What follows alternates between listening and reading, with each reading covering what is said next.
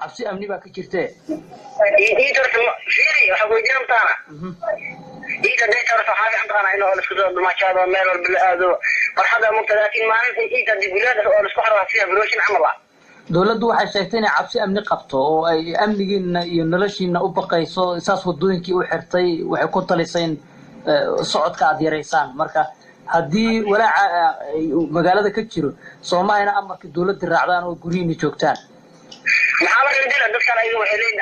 amniga suuqana amni masuukiran waa waqti xaalad dagaal ah ruuxa ka dhacay waxay amni suuqaya ma lahayn waa amni suuqa leeyahay waxa amni suuqa ma laha waa gartay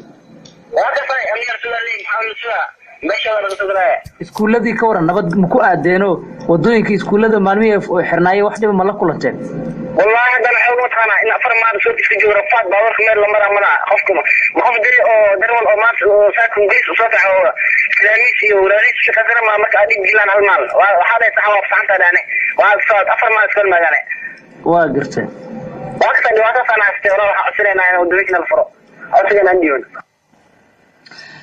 wiil dhalinyaro oo kamid ah ardayda wax ka barta iskuulada ku yaala magaalada Muqdisho oo